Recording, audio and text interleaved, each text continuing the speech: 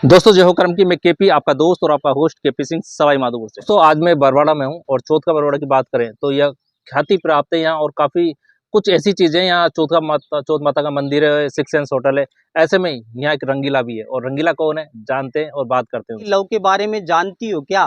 प्यार अपना झूठा सच्चा मानती हो क्या? तो बोली जानती तो हूँ, लेकिन आप ही बता दे तो कुछ अच्छा होगा। प्यार अपना झूठा नहीं सच्चा होगा। मैंने कहा लव के बारे में ऐसी ऐसी बातें ना गढ़े। लव श्री राम का बेटा था। कृपया अधिक जानकारी के लिए रामायण पढ़े। शास्त्रों में पुरुषों से पहले नारी आती है, और बच के रहना बेटे, यहाँ खियों से गोली मारी जाती है। डार्लिंग तुमने ये क्या कर दिया? तो वो बोली रे, जब तूने मुझे भाजपा का दिया तो मैंने कांग्रेस का पंजा दर दिया। जी सर, मेरा नाम रिंकू रंगीला और मैं चौथ का बरवाड़ा साई माधोपुर से। आपका नाम रंगीला कैसे पड़ा? रंगीला नाम मैंने अपने प्यार से रखा, उस पर भी मैंने कुछ पंक्तियां बनाई, तो आपके सामने पेश करता हूं कि मुझे रंगीला क्यों कहा जाता है। लेकिन रंगीला नाम के पीछे भी एक घटना है। वो घटना ये कि दुलंडी के समय की बात थी। एक हमारे मोहल्ले की लड़की जिसके होठ गुलाब जामुन की तरह लाल थे, पतासी की तरह फूले उसके गाल थे। तो दुलंडी के दिन मैंने उसके गालों को रंगों से रंग डाला। तो हमारे घर पर आकर मेरी मम्मी से बोली कि आंटी, आपके रिंकू ने मेरे गालों को रंग कर दिया बिल्कुल लाल पीला। उसी दिन से मोहल्ले के लड़के कहने लगे, वाह रे कमाल कर गया रिंकू रंगीला। एक लड़की के गाल रंगील कर दिए और जब से पड़ गया रंगीला। और किस उम्र में थे जब आपको ये शौक लगा? जी सर, मैं 7वीं 8वीं क्लास में पढ़ता था। रोचक बात कि जो स्कूल में इंताक्षरी हुआ करती थी पहले, और अब तो नहीं होती, लेकिन पहले इंताक्षरी होते थे तो ढूंढा करते थे कि कौन बच्चा इंताक्षरी में बोलेगा। वही इंताक्षरी से हुआ सफर आज एक अलग पहचान बना चुका है। आप इससे संतुष्ट हैं? सर, अभी तक मैं काफ़ी ऊंची उड़ान बनना चाहता हूँ इस क्षेत्र में, जी लेकिन कुछ परेशानियाँ, कुछ मजबूरियाँ जी ये भी जी जी क्योंकि मैं जी मिडिल फैमिली से जी मैं मिडिल फैमिली से बिलोंग करता हूँ। जी इसलिए मेरा कुछ कारणवश भी कुछ प्रोग्राम भी अधूरे छूट जाते हैं। जी। और मैं आपको बताऊं, चौथ का बरौड़ा सिक्स सेंस स्पोर्ट के अंदर ही मैं वेटर का काम करता हूँ। क्या बात है! देखिए, एक जो सिक्स सेंस होटल है यहाँ, उसमें एक वेटर का काम करते हैं। और कहीं ना कहीं एक यो कहते हैं ना कला, वो कला आपको नजर आ रही होगी। लेकिन राज्य स्तर से बाहर भी मैं दिल्ली तक जाकर आ चुका हूँ। जी और जी मैं बिल्कुल तैयारी कर रहा हूँ कि जल्दी शैलेश लोढ़ा सर का प्रोग्राम आ रहा है, वाह भाई वाह, जी। उसकी तैयारी के लिए जुटा हुआ हूँ कि जल्दी मेरा वहाँ से कॉल आए। मैं बना रहा हूँ वीडियो, लेकिन जल्दी अभी जब सेलेक्ट होगा तो उसमें जाने की तैयारी पूरी कर रहा हूँ अपनी तरफ से। लेकिन वहाँ से कब कॉल आए कब ना आए अभी तक मैं जवाब नहीं दे सकता। वैसे मैं कॉमेडी की तो कविताएं काफ़ी लिख चुका हूँ, हास्य रस की, लेकिन मैं सामाजिक कविता भी लिखता हूँ। उस जी। सामाजिक कविता के अंदर मुझे बड़ा अच्छा लगता है, और जब मैं मंच पर उस कविता को पढ़ता हूँ तो जब श्रोता हजारों तालियां मुझे मिलती हैं तो मेरा दिल अंदर से, मेरी आत्मा काफ़ी खुश होती है। अगर आपको मैं वो कविता सुनाऊँ आपकी। जी आपने देखा होगा कि फिल्मी अभिनेता अजय देवगन बोलता, उसकी शायरी पर हजारों लोग हजारों तालियां बजा लेते हैं कि वो बोलता है कि हमें तो अपनों लूटा, गैरों में कहाँ दम था, वहाँ डूबी हमारी कश्ती जहाँ पानी कम था। वहाँ पर फिल्मी अभिनेता को देखकर हजारों लोग तालियां बजा लेते हैं, लेकिन उन्हें ये मालूम नहीं होता कि कश्ती यानी होता क्या है। कश्ती यानी होता है नाव। अब मैं बात करता हूँ साहब, मैं उस जमाने की बात करता हूँ, क्यों? क्योंकि मेरी उम्र 30, तो 30 के हिसाब से मैं 1990 के बाद की बात करता हूँ। 1990 के ज़माने में हम देखा करते थे कि जो टीवी चलती थी, उस समय टीवी के शटर लगता था साहब। उस ज़माने में टीवी के शटर नज़र आता था मुझे, जब चालू की जाती थी टीवी का शटर खोला जाता था और बंद किया जाता था, उस समय भी शटर लगा दिया जाता था। उस ज़माने में साहब मुझे टीवी के पर्दा नज़र आता था, लेकिन आज के ज़माने में मुझे बीबी के पर्दा नज़र नहीं आता जब अपनी पंक्तियाँ पढ़ता हूँ साहब। क्या बात है! बहुत ही अच्छी बात है। जहाँ टीवी के शटर की बात हो रही है, वहीं बीवी का पर्दे की बात हो रही है। देखिए, इन्होंने जो जोड़ा वो बहुत ही अच्छा तार जोड़ा।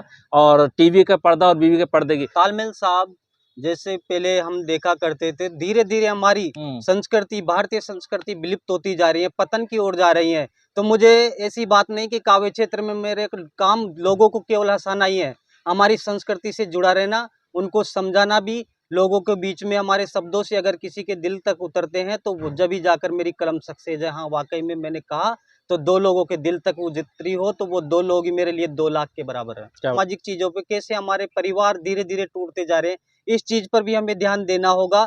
नहीं तो हमारी संस्कृति धीरे धीरे हो सकता है कि एक दिन बिल्कुल पतन के कंगार पर चले जाए। फिर आप कहे तो वो कविता अपनी मैं पूरी आपके सामने बिल्कुल पेश कर बिल्कुल दूं पेश कीजिए। कि बात करता हूं मैं बिल्कुल राइट। जमाना अच्छा था साहब जब टीवी चलती थी ब्लैक एंड व्हाइट। गाँवों में हालांकि छोटी बस्ती थी, बच्चों के चेहरों पर वो दिखती मुझे अलग ही मौज मस्ती थी। वो बारिश के दिनों में उनके हाथों में दिखती मुझे वो कागज की कश्ती थी। वो दीपावली के अगले दिन घर घर जाकर मिठाई बांटने में बड़ा मजा आता था।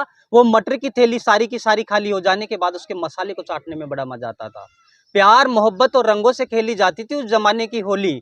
अरे भाड़ में जाए तुम्हारी डेयरी मिल्क और लॉलीपॉप, मुझे तो बड़ी स्वादिष्ट लगती थी उस जमाने की वो नारंगी की गोली। क्या बात है। उस जमाने में यारो टीवी के आगे कोई ज्यादा थोड़ी टिकता था। आती थी रामायण महाभारत तो मुझे भगवान राम हनुमान माता सीता का संस्कार दिखता था।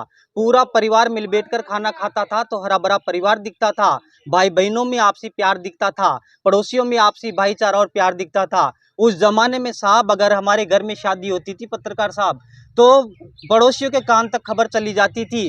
तो पड़ोसियों की खाट हमारे बारातियों के आदर सत्कार के लिए हमारे घर पर आ जाती थी चारपाई में। बिल्कुल। लेकिन आज ये हालत है कि अगर हमारे घर में ही शादी हो तो मैं गारंटी नहीं दे सकता कि आपके भाई से आप 100 बार 10 बार कहने के बाद भी आपका भाई आपकी शादी में शामिल होगा या नहीं होगा। फिर अपनी पंक्तियां पढ़ता हूँ साहब कि दूसरों को तो कह देते हैं हम भाई, लेकिन सगे भाई में भी मुझे भाई जैसा व्यवहार नहीं दिखता। अब वो पहले जैसा राम लक्ष्मण जैसा किरदार नहीं दिखता।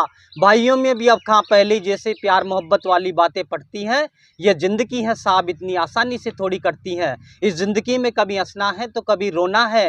अरे लाखों करोड़ों कमा लो तुम, लेकिन याद रखना एक दिन सारा का सारा यहीं पर खोना है। क्या बात। और ऐसी जो कला वास्तव में बहुत कम देखने को मिलती है। सर पूरी बिल्कुल। उस जमाने में यारो टीवी के आगे कोई ज्यादा थोड़ी टिकता था। आती थी रामायण महाभारत तो मुझे भगवान राम हनुमान माता सीता का संस्कार दिखता था। पूरा परिवार मिल बैठकर खाना खाता था तो हरा भरा परिवार दिखता था। भाई बहनों में आपसी प्यार दिखता था, पड़ोसियों में आपसी भाईचारा और प्यार दिखता था। उस जमाने में साहब कहा जाता था कि रघुकुल रीत सदा चली आई, प्राण जाए पर वचन न जाए। उस जमाने के लोगों में मुझे ईमान दिखता था और उस जमाने का मुझे अलग ही प्यार मोहब्बत वाला हिंदुस्तान दिखता था। क्या बात है। बहुत लेकिन अब इस नए जमाने की बात करता हूँ साहब जी। कि जब से चला है ये मोबाइल और रंगीन टीवी, लगता है मुझको रंगीन हो गई हैं लड़कियां और बीबी। सब सोचती हैं कि मेहनत का नहीं करना पड़े हमें कोई काम, जिंदगी भर मिले में आराम ही आराम, और धीरे धीरे कहना भूल रही हैं राम राम और सलाम। आहा। अपने आप को ही ज्यादा समझदार मानती हैं, अब सास ससुर का कहा कहना मानती हैं। देखकर महंगाई गरीबों के पसीने छूट रहे हैं। और आजकल तो छोटी छोटी बातों पर यारो घर परिवार टूट रहे हैं। घर वाले लेकर आए महंगी कलर टीवी, तो मैं टीवी भी घर से बाहर फेंक नहीं सकता। आती है फिल्मों में इतनी अश्लीलता कि मैं घर वालों के सामने बैठकर कोई फिल्म भी देख नहीं सकता। पाश्चात्य संस्कृति क्या चली, लड़कियां भी अपने आचरण का पोल इस तरह खोल रही है। जिन माँ बाप ने पाल पोस कर आज इतना बड़ा किया, आज उनको ही यार बोल रही हैं। यह जिंदगी पल दो पल की है यारो, इसमें खुद भी हंसो और दूसरों को भी हंसाओ, लेकिन याद रखो कम से कम हमारी देश की संस्कृति तो बचाओ। वाह वाह वाह, बहुत ही अच्छा, बहुत ही अच्छा। सर मैं सबसे पहले जब भी मोबाइल या कुछ भी देखता हूं तो मेरे देश के टुकड़े टुकड़े करने की कोई क्या ऐसी बात की जाती है, वो धर्म खतरे में, वो धर्म खतरे में। धर्म मुझे मेरी अंदर की सोच ये कहती है धर्म ये कुछ खतरे में नहीं है, हमारी इस दुनिया में हमारी इंसानियत खतरे में। धर्म से बढ़कर मैं जी। इंसानियत, धर्म से बढ़कर जी। मैं इस दुनिया में इंसानियत रखता हूँ।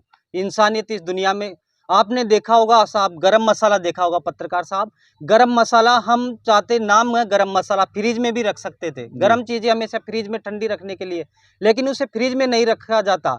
तो मेरी दो पंक्ति आपके सामने पेश करता हूँ कि गरम मसाला नाम का गरम होता है साहब, लेकिन वो गरम नहीं होता।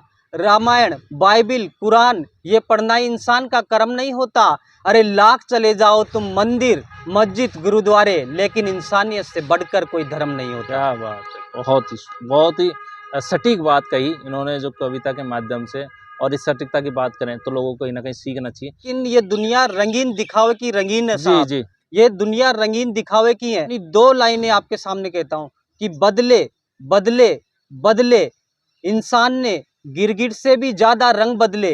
बदले बदले बदले, इंसान ने गिरगिट से भी ज्यादा रंग बदले। भगवान की कसम वो इतने बदले कि नहीं हुई दुआएं और मनोकामनाएं उनकी पूरी, तो उन्होंने अपने भगवान ही बदले। बताएं कि घर से कोई आपको सपोर्ट करता है? मुझे ऐसा घर से इतना सपोर्ट नहीं है सब, मैं जो बात बताऊं, क्योंकि वो काव्य क्षेत्र में कोई क्या इतना इंटरेस्टिंग नहीं है। क्योंकि मैं एक आदिवासी समाज से आता हूं तो वो काव्य क्षेत्र में वो नहीं जानते, लेकिन मैं पढ़ा लिखा होते माँ शारदे के चरणों में हूँ। देते हैं। मेरा फर्स्ट प्रोग्राम सन 2008 में था। 2008 में मेरे उस टाइम भगवतगढ़ पास में गया था। जी। वो पहला काव्य मंच था मेरा। जी, शुक्रिया, धन्यवाद आपका। और हमारी आज रिंकू रंगीला से बात हुई बरवाड़ा से, और काफ़ी अच्छा लगा, और उन्होंने अपनी वो कविताएँ सुनाई जो वास्तविकता से कहीं न कहीं जुड़ी हुई थी। तो ऐसे में हम लोग धन्यवाद देंगे। आपका बहुत-बहुत धन्यवाद कि आज आपने जी, हमें आपका अपना भी बहुत-बहुत कीमती समय दिया। धन्यवाद।